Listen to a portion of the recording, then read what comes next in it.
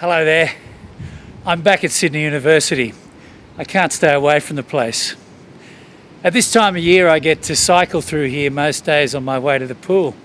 So I thought I should make a little video, a little nostalgic tour of Australia's oldest university, which also happens to be the place where I studied back in the 1980s.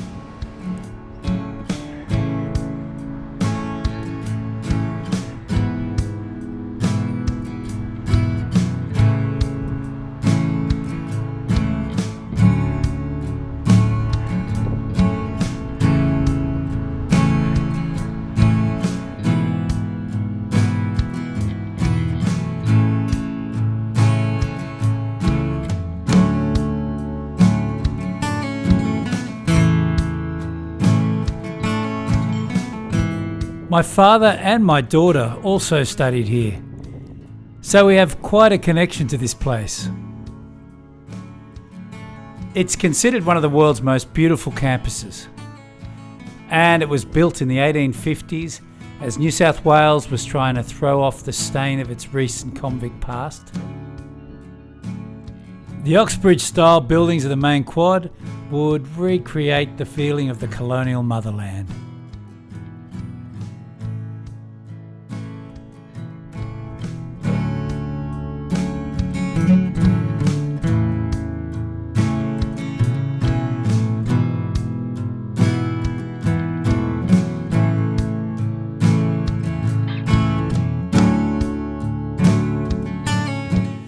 These original buildings still serve the campus well.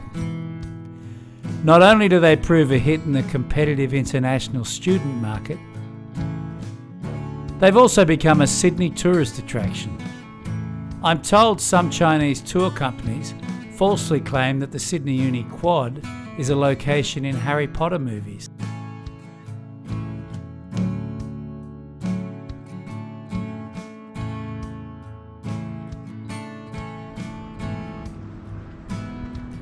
I love these gorgeous hidden gardens, some of which I didn't even know existed back in the 80s.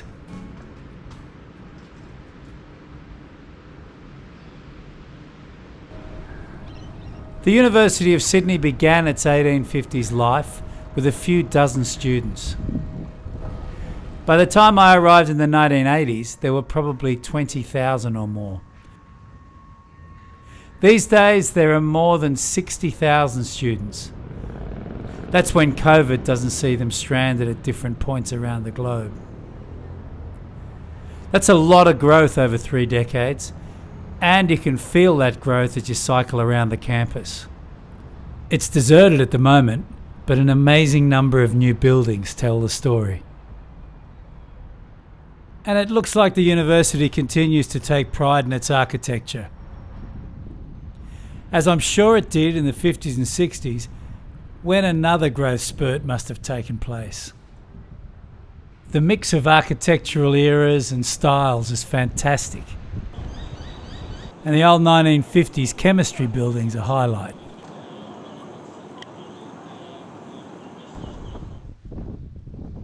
This new law school seems to be a particular source of architectural pride.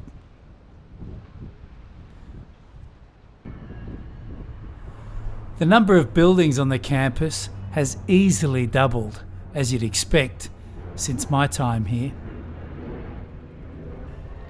It's pretty tightly packed in, but there's still plenty of breathing space.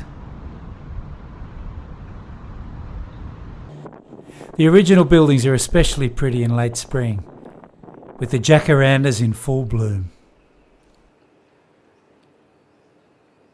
One important jacaranda tree looks to be struggling a bit. This corner of the main quad used to be covered in flowers at this time of year.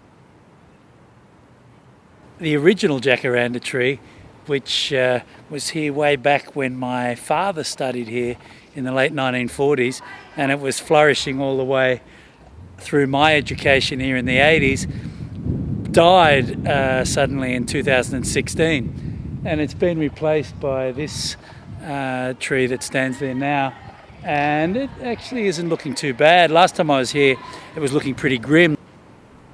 With any luck it might have another century in it. I have very, very fond memories of my years here. I studied a BA, a Bachelor of Arts. I majored in history and English literature. I dabbled in a little bit of philosophy and psychology, and I learned an enormous amount during those years, and I rate them as really important in my life. I wasn't the most studious of students.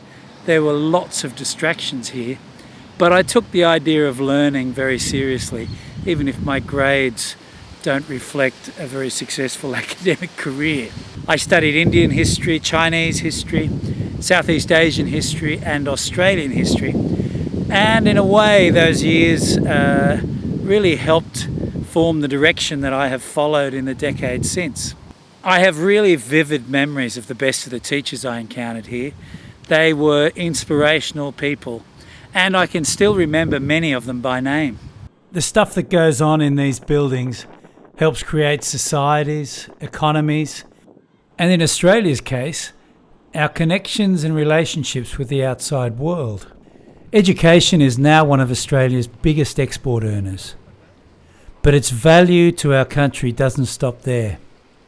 In 3 decades of living and working in Asia, I have often met people in government, in business, and people in the arts who studied in Australia. And it's an immediate and valuable connection. Those connections have economic and cultural value that I doubt are factored in the bean counting and cultural battles of Canberra. Our universities are playing an unofficial diplomatic role, but it looks like they could learn something from the fossil fuel industry when it comes to making their case to government.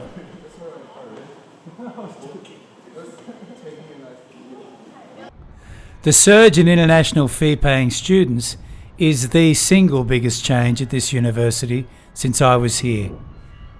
It corresponds with a massive increase in Australian trade with Asia during the same period. Australia's embrace of Asian languages and culture, though, is as tentative as ever. And the conversations about how Australia should deal with its economic, strategic, cultural links with Asia seem to have barely evolved since I was a student here in the 80s. As I ride through here, I'm reminded of the fact that if I were a young person now, I would be facing an onerous fees bill if I was planning to study a Bachelor of Arts at Sydney University or any university in Australia. And that is a pretty weird feeling, the idea that my generation is imposing that on young people. I grew up in Auburn, in Sydney's western suburbs, and there weren't very many Auburn boys at Sydney University in the early 1980s. I'm going to guess that in the years ahead there won't be too many boys or girls from Auburn studying a Bachelor of Arts at Sydney University. But I hope I'm wrong about that. This university has produced 7 of Australia's Prime Ministers. Only one good one in my lifetime. Gough Whitlam studied here, and he is the man that I can also thank for the fact that I was able to study here without paying fees. You could also say that Gough was instrumental in building the public health machinery that's done a pretty good job getting us through the COVID crisis.